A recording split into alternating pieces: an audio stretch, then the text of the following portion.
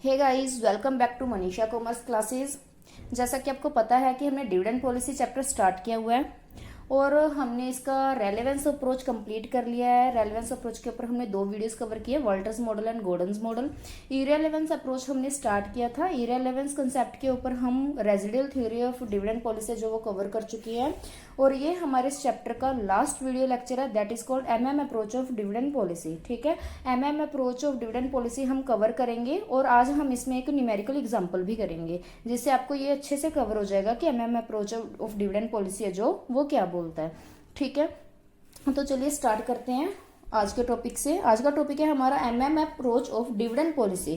ठीक है, जो एमएम अप्रोच है डिविडेंड पॉलिसी का, ये किस चीज के ऊपर बेस्ड है? ये है इररेलेवेंस कंसेप्ट। ये किस चीज के ऊपर बेस्ड है? इररेलेवेंस कंसेप्ट। इररेलेवेंस मतलब क्या है कि डिविडेंड दो चाहे आप डिविडेंड ना दो।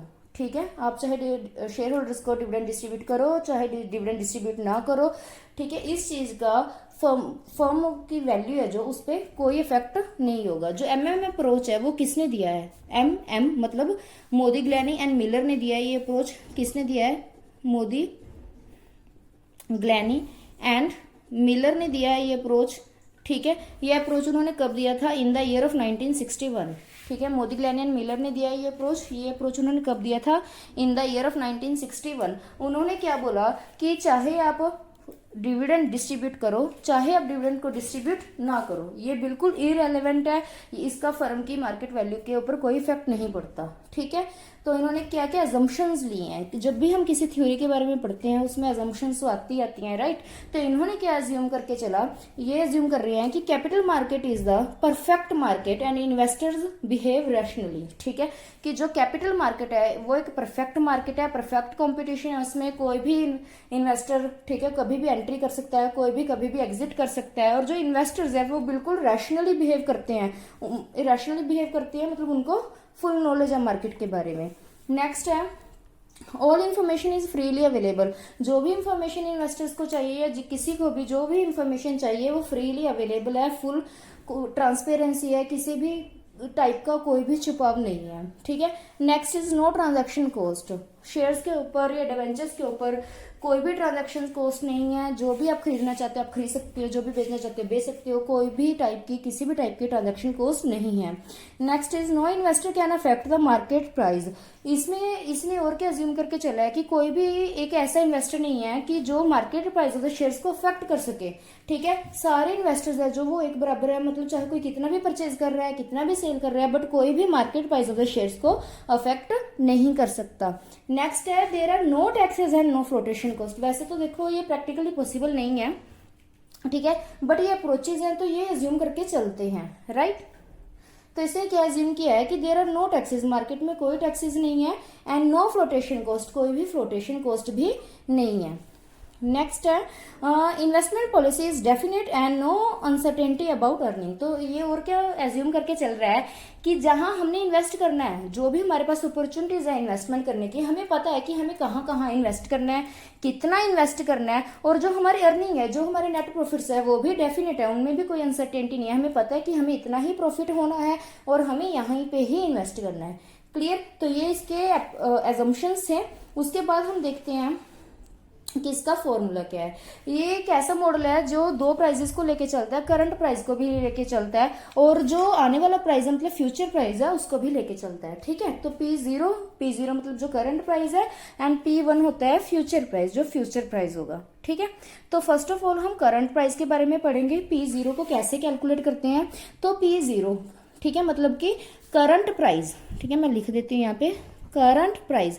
ये किस चीज के ऊपर डिपेंड करता है? ये इस चीज के ऊपर डिपेंड करता है कि हम फ्यूचर में कितना डिविडेंड है जो वो डिस्ट्रीब्यूट करेंगे, राइट। तो फ्यूचर में जो डिविडेंड डिस्ट्रीब्यूट करेंगे उसको हम क्या लिखते हैं? D1, right. फ्यूचर में हम कितना डिविडेंड डिस्ट्रीब्यूट करेंगे। उसके बाद हम ये देखते हैं P1 मतलब जो मार्केट प्राइस होगा शेयर का वो क्या होगा, राइट। देखिए जो P0 करंट प्राइस निकालना है वो किस चीज के ऊपर डिपेंड करता है? एक तो डिविडेंड D1 मतलब जो हम डिविडेंड डिस्ट्रीब्यूट करेंगे in the future, plus P1 जो भी हमारा कैपिटल गेन होगा, मतलब जैसे मैं कह दूं कि आज हमारा शेयर 100 का है, तो पहले P1 मतलब इन द फ्यूचर, मतलब 1 साल बाद हमारा शेयर जो 105 का या 110 का होगा, तो ये भी हमें कैपिटल गेन होगा, राइट। तो इसको भी हम ऐड ऑन करेंगे और डिवाइड किससे करेंगे, 1 प्लस KE। पहले हम खाली KE से डिवाइड करते थे, यहाँ हम 1 प्लस KE से डिवाइड करेंगे, बिकॉज एक प्राइस हमारे पास और आ गया, राइट।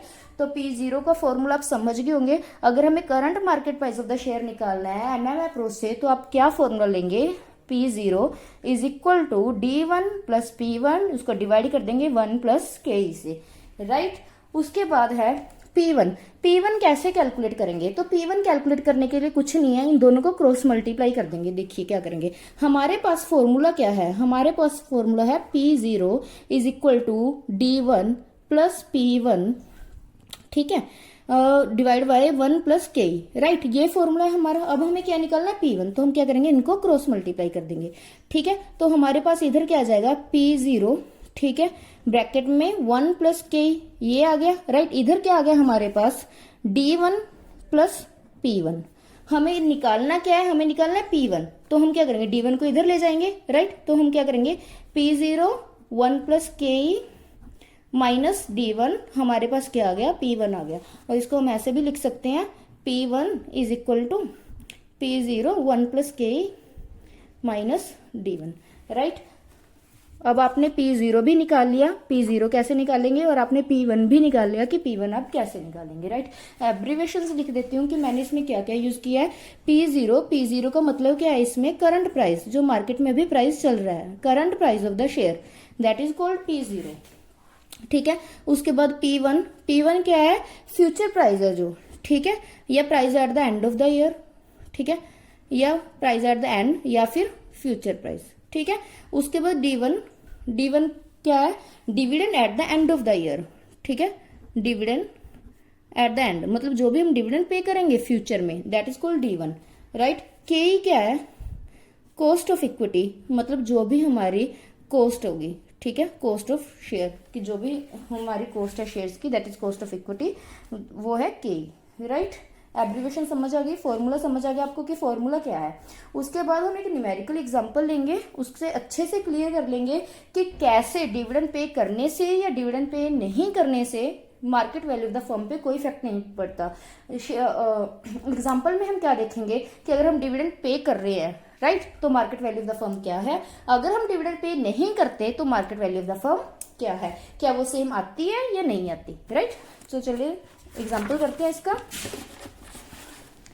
एग्जाम्पल में मैंने क्या लिया है, a company has outstanding 2000 shares quoted in the market at the rate of ₹40 each, ठीक है। कंपनी के पास 2000 शेयर्स हैं, ठीक है, और मार्केट प्राइस पर शेयर कितना है, 40, and capitalisation rate is 10%। Capitalisation rate कितना है, 10%, यानी कि KE कितना है, 10%। Company is planning to declare dividend of ₹2 पर शेयर। कंपनी क्या प्लान कर रही है कि डिविडेंड उसने कितना पे करना है, ₹2 पर शेयर डिविडेंड पे करना है, ठीक है। And is anticipating net earning of ₹1,40,000 for the current period. और कंपनी क्या एंटिसिपेट कर रही है कि उसकी नेट अर्निंग कितनी होने वाली है, 1,40,000 वो अर्न करेंगे, और ₹2 पर शेयर है जो वो डिविडेंड डिक्लेयर कर देंगे, राइट। उसके बाद उसने क्या बोला है, company also have an investment proposal for which investment of ₹2 lakh is required. मतलब कंपनी के पास एक इन्वेस्टमेंट प्रपोजल है, एक इन्वेस्टमेंट अपॉर्चुनिटी है, जिसमें कंपनी को ₹2 लाख चाहिए इन्वेस्ट करने के लिए। Show the value of the firm remains unaffected using MM hypothesis, मतलब कि अगर हम डिविडेंड पे करते हैं तो क्या वैल्यू रहेगी, और अगर डिविडेंड पे नहीं करते हैं तो क्या वैल्यू रहेगी, राइट। तो हम निकालेंगे MM हाइपोथेसिस की हेल्प से। तो चलिए पहले तो हम सारा लिख लेते हैं कि कौन सी चीज कितनी दी हुई है, ठीक है। पहले तो हम लिख लेते हैं कि P0 क्या मतलब क्या होता है, करंट प्राइस। करंट प्राइस कितना दिया हुआ है, इसने 40 दिया हुआ है, राइट। मैंने आपको बताया करंट प्राइस कितना है, 40 दिया हुआ है।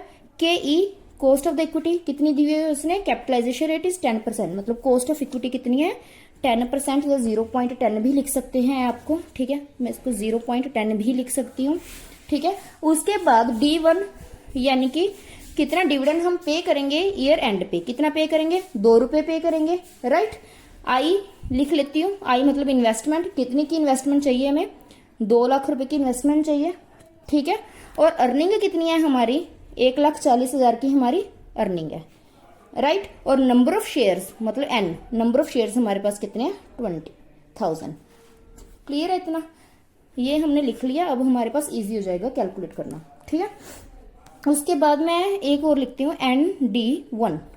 ND1 मतलब क्या है, N मतलब नंबर ऑफ शेयर्स, D1 मतलब डिविडेंड, कि मैं शेयर्स पे डिविडेंड कितना पे कर रही हूँ, ठीक है। शेयर्स कितने हमारे 20,000, D1 कितना है हमारा 2, तो ND1 कितना हो गया 40,000, ठीक है। ND1 कितना हो गया 40,000। अब हम दो केसेस लेके चलेंगे, where dividend is paid and where dividend is not paid, right. तो फर्स्ट केस लेके चलते हैं हम, वेयर डिविडेंड इज पेड। इधर स्टार्ट करते हैं, ठीक है। वेयर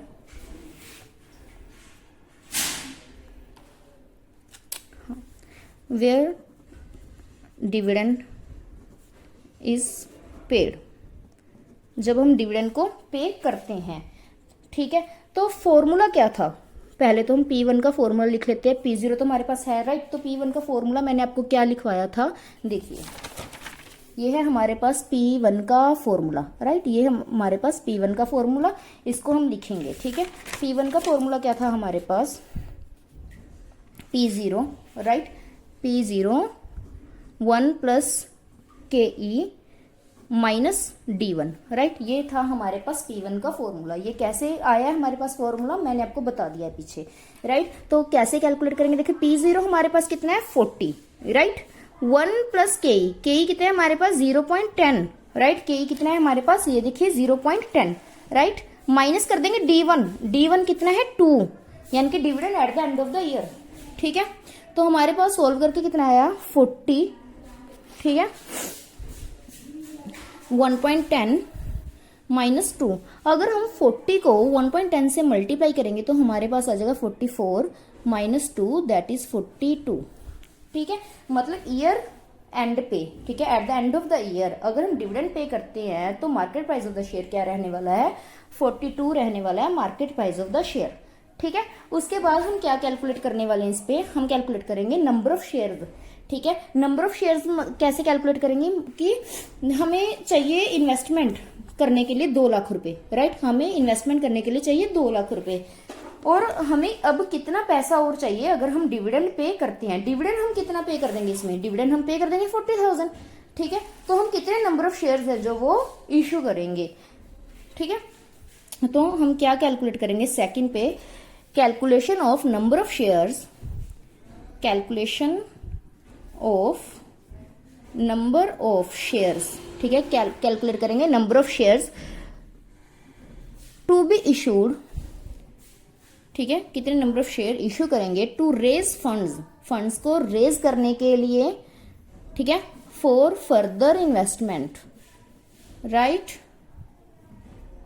जो हमें फर्दर इन्वेस्टमेंट करनी है उसके लिए हम कितने नंबर ऑफ शेयर्स को इशू करेंगे। तो इसके लिए हम क्या कैलकुलेट करेंगे, एन मतलब जो भी हमें नंबर ऑफ शेयर्स इशू करने हैं। देखिए एक एन मैंने ये लिया, ये मैंने स्मॉल एन लिया है, मतलब जो हमारे पास नंबर ऑफ शेयर्स ऑलरेडी हैं, और जो हमने शेयर्स इशू करने हैं उसके लिए हमने क्या ले लिया, कैपिटल एन ले लिया, मतलब नंबर ऑफ शेयर्स का सिंबल, ठीक है। तो हम कैसे इशू करेंगे, देखिए इन्वेस्टमेंट हमें कितनी करनी है, आई मतलब कितनी हमें इन्वेस्टमेंट करनी है, उसमें से हम क्या माइनस कर देंगे, अपनी रिटेन्ड अर्निंग। तो रिटेन्ड अर्निंग हम कैसे निकालेंगे, जो भी हमारी टोटल अर्निंग है उसमें से हम ND1, ठीक है, जो हमारी रिटेन्ड हमारा डिविडेंड है जो हमने पे किया माइनस कर देंगे, तो हमारे पास क्या आ गया, ये क्या आ गया हमारे पास, रिटेन्ड अर्निंग आ गई, क्या, रिटेन्ड अर्निंग, ठीक है। मतलब इन्वेस्टमेंट जितनी हमने इन्वेस्टमेंट करनी है उसमें से हम रिटेन्ड अर्निंग जितना हमारे पास पैसा अवेलेबल है वो माइनस कर देंगे, तो हमें पता लग जाएगा कि हमें पैसा कितना चाहिए इन्वेस्ट करने के लिए, राइट। उसको हम डिवाइड कर देंगे प्राइस ऑफ द शेयर से, ठीक है। जो प्राइस ऑफ द शेयर है उससे डिवाइड कर देंगे तो हमारे पास क्या आ जाएगा, नंबर ऑफ द शेयर्स कि कितने नंबर ऑफ शेयर्स हमें इश्यू करने हैं, राइट। तो आई मतलब इन्वेस्टमेंट, इन्वेस्टमेंट हमें कितनी चाहिए 2 लाख, ठीक है। अर्निंग कितनी है हमारे पास, 1,40,000 अर्निंग है, बट हमने 40,000 rupees as a dividend distribute कर रहे हैं, राइट। मतलब इन्वेस्टमेंट कितनी है, हमें 2 लाख इन्वेस्ट करना है हमें, ठीक है। उसमें से अर्निंग है हमारी 1,40,000 अर्निंग है, बट उसमें से 40,000 रुपीज है जो हम एज अ डिविडेंड डिस्ट्रीब्यूट कर रहे हैं, ठीक है। और उसको हम डिवाइड कर देंगे P1 से। P1 हमारे पास आया था 42, ठीक है, मतलब 2 लाख रुपए अर्निंग है, ठीक है, उसमें से 1 लाख हमारे पास अवेलेबल है एज अ रिटेन्ड अर्निंग, ठीक है, उसको हम 42 से डिवाइड कर देंगे, मतलब इतने नंबर ऑफ शेयर्स हमें चाहिए। 1 लाख को 42 से डिवाइड करेंगे तो मतलब हमें इतने नंबर ऑफ शेयर्स चाहिए, ठीक है, इतने नंबर ऑफ शेयर्स हम इशू करेंगे। उसके बाद हम कैलकुलेट करेंगे calculation of the value of the firm, ठीक है। हम पहले फर्स्ट केस कर रहे हैं जिसमें हम डिविडेंड डिस्ट्रीब्यूट करते हैं, जिसमें हम डिविडेंड डिस्ट्रीब्यूट नहीं करते फिर वो केस करेंगे, ठीक है। मैं ऐसे करती हूँ, आपको पहले वैल्यू ऑफ द फर्म हम दोनों केसेस में इकट्ठी ही निकाल लेंगे, ठीक है। तो पहले मैं आपको दूसरा केस भी करवाई देती हूँ, where dividend is not issued, where dividend is not issued, ठीक है, where dividend is not issued, ये केस भी करवाई देती हूँ। जब हम डिविडेंड इशू नहीं करेंगे तो P1 हम कैसे निकालेंगे, फॉर्मूला सेम रहेगा हमारा। फॉर्मूला क्या था हमारा, P0 1 + KE - D1, ठीक है, फॉर्मूला ऊपर वाला ही रहेगा हमारा। P0 कितना था हमारा 40 था, ठीक है, 1 + KE मतलब 0.10, राइट, माइनस D1 तो 0 होगा ना, क्योंकि हम तो डिविडेंड इशू कर ही नहीं रहे हैं। पहले मैंने कौन सा केस लिया, जब हम डिविडेंड इशू करते हैं, राइट। अब हम कौन सा केस ले रहे हैं, जब हम डिविडेंड इशू नहीं करते हैं। तो क्या आ जाएगा हमारे पास 40 को इससे मल्टीप्लाई करेंगे तो हमारे पास आ जाएगा 44 - 0, मतलब P1 इस केस में आ जाएगा 44। अगर हम डिविडेंड इशू करते हैं तो हमारे पास P1 आएगा 42। अगर हम डिविडेंड इशू नहीं करते हैं तो हमारे पास P1 market price at the end of the year आएगा 44, ठीक है। अब हमने क्या निकाला था, नंबर ऑफ शेयर्स निकाले थे जब हम डिविडेंड इशू करते हैं। अब हम निकालेंगे नंबर ऑफ शेयर्स जब हम डिविडेंड इशू नहीं करते हैं, राइट। तो नंबर ऑफ शेयर्स निकाल रही हूं मैं, पूरा नहीं लिखूंगी, मैं पहले पूरा लिख चुकी हूँ कि number of shares to be calculated, ठीक है, कि हमें इन्वेस्ट करने के लिए कितने नंबर ऑफ शेयर्स चाहिए। तो इसका फॉर्मूला लिख देती हूँ एक बार, ठीक है। तो फॉर्मूला क्या था इसका, I, ठीक है, मतलब जितनी भी हमें इन्वेस्टमेंट करनी है उसमें से हमने क्या किया था, रिटेन्ड अर्निंग माइनस क्या करनी है, मतलब E - ND1, ठीक है, डिवाइड बाय P1, राइट। तो हमें कितने चाहिए, देखिए इन्वेस्टमेंट है, हमें 2 लाख की इन्वेस्टमेंट करनी है, माइनस E मतलब अर्निंग है हमारी 1,40,000, ND1 इस केस में क्या है 0 क्यों, क्योंकि हम तो कोई डिविडेंड दे ही नहीं रहे हैं ना। अगर हम डिविडेंड देते तो ND1 आता कि हम कितना डिविडेंड डिस्ट्रीब्यूट कर रहे हैं, बट इस केस में हम डिविडेंड डिस्ट्रीब्यूट कर ही नहीं रहे हैं, तो ND1 कितना जाएगा 0। देन P1, तो 2 लाख में से 1,40,000 माइनस कर देंगे, ठीक है। तो P1 कितना था हमारा 44 आया था इस केस में। तो इस केस में नंबर ऑफ शेयर्स हमारे कितने होंगे 60,000 डिवाइड बाय 44, इतने हमें शेयर्स हैं जो वो चाहिए, इतने शेयर्स हैं जो हम वो इशू करेंगे। क्लियर। तो दोनों केसेस में हमने क्या क्या निकाला है अभी तक, एक तो हमने निकाला है कि P1 मतलब मार्केट प्राइस जो at the end of the year है वो क्या रहने वाला है, ठीक है, जब हम डिविडेंड पे करते हैं और जब हम डिविडेंड पे नहीं करते, और नंबर ऑफ शेयर्स हैं जो वो हम कितने इशू करेंगे टू रेज इन्वेस्टमेंट जब हम डिविडेंड इशू करते हैं और जब हम डिविडेंड इशू नहीं करते हैं, राइट। अब हम सबसे मेन चीज क्या है जो वैल्यू ऑफ द फर्म, ठीक है, value of the firm calculate करेंगे जिससे हमें क्लियर हो जाएगा, ठीक है, कि वैल्यू ऑफ द फर्म पे डिविडेंड इशू करने पे कोई इफेक्ट पड़ रहा है या नहीं पड़ रहा, ठीक है। तो पहले फर्स्ट केस में निकालते हैं। फर्स्ट केस क्या था, जब हम डिविडेंड डिक्लेयर करते हैं तो उस केस में हम वैल्यू ऑफ द फर्म को कैसे कैलकुलेट करेंगे, ठीक है, वैल्यू ऑफ द फर्म को हम कैसे कैलकुलेट करेंगे।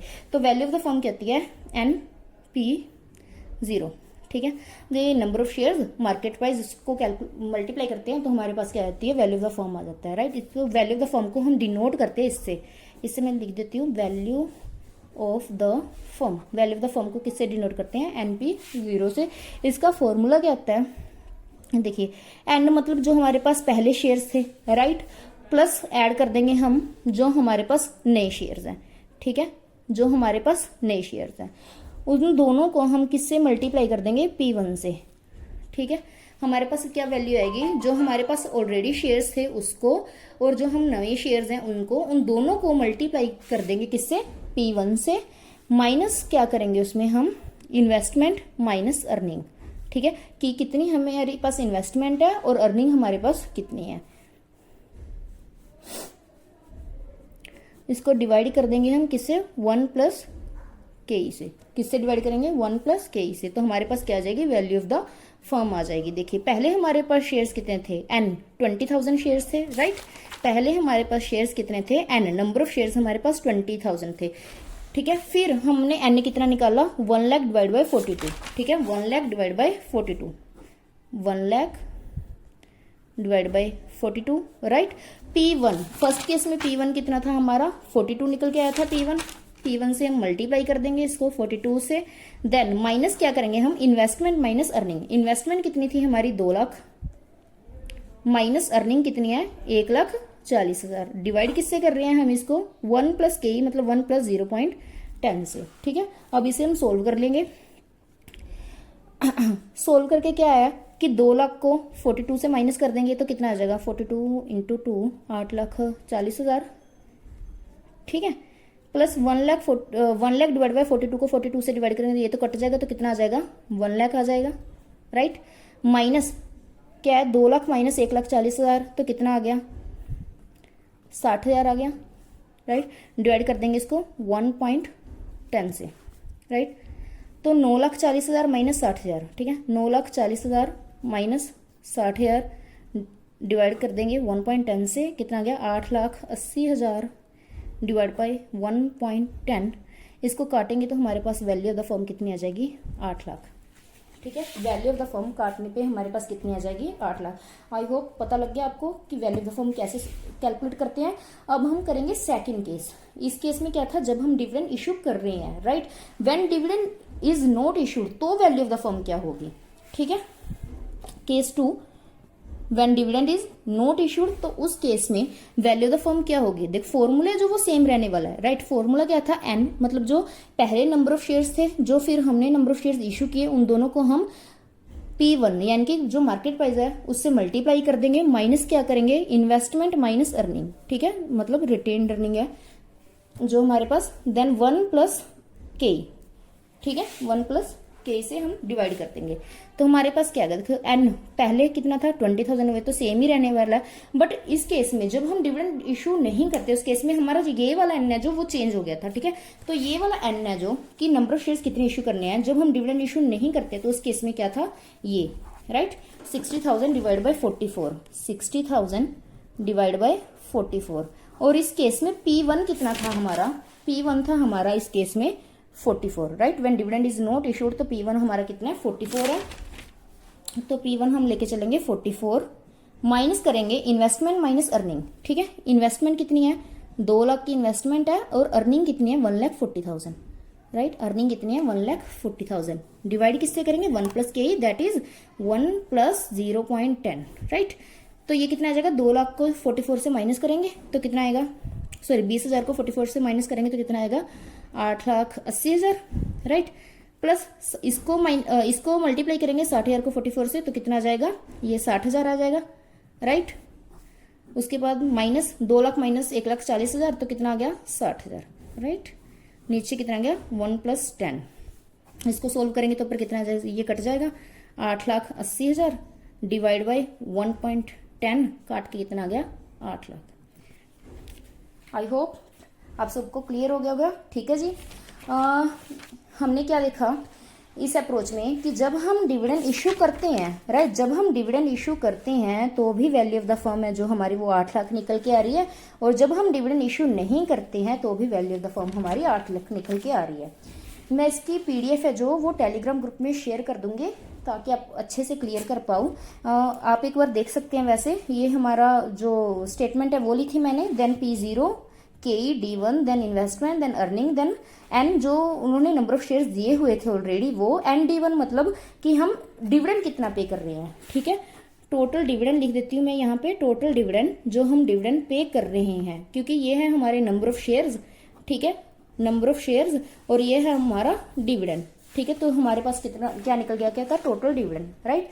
तो फिर मैंने फॉर्मूला लगाया, जब हम डिविडेंड पे करते हैं, ठीक है, ये मैंने केस 1 लिया। केस 1 में क्या था, जब हम डिविडेंड पे करते हैं, व्हेन डिविडेंड इज पेड, तो हमारे market price of the share है जो वो क्या होगा, और जब हम डिविडेंड पे करते हैं तब हमें कितने नंबर ऑफ शेयर्स है जो वो इशू करने पड़ेंगे, ठीक है। फिर हमने क्या लिया, when dividend is not issued, जब हम डिविडेंड पे नहीं करते हैं तो market price of the share क्या रहने वाला है, और जब हम डिविडेंड पे नहीं करते हैं तो हम कितने नंबर ऑफ शेयर्स हैं जो वो इशू करेंगे। तो ऑब्वियस है, जब हम डिविडेंड पे करते हैं तो ज्यादा नंबर ऑफ शेयर्स इशू करेंगे, राइट, और जब हम डिविडेंड पे नहीं करते हैं तो हम कम नंबर ऑफ शेयर्स इशू करेंगे। तो फिर उसके बाद में हमने क्या लिया कि जब हम डिविडेंड इशू करते हैं तो वैल्यू ऑफ द फर्म क्या होगी, और जब हम डिविडेंड इशू नहीं करते हैं वैल्यू ऑफ द फर्म क्या होगी।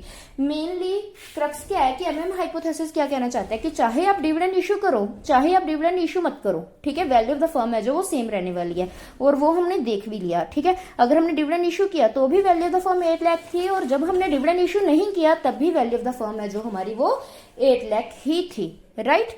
आई होप आप सबको अच्छे से क्लियर हो गया होगा। अगर आपको वीडियो अच्छी लगे तो प्लीज वीडियो को लाइक करें, कमेंट करें, सब्सक्राइब करें, एंड अगर आप पीडीएफ लेना चाहते हो तो आप हमारे टेलीग्राम ग्रुप को ज्वाइन करें, उसका लिंक मैंने नीचे डिस्क्रिप्शन में दिया हुआ है। Thanks for watching.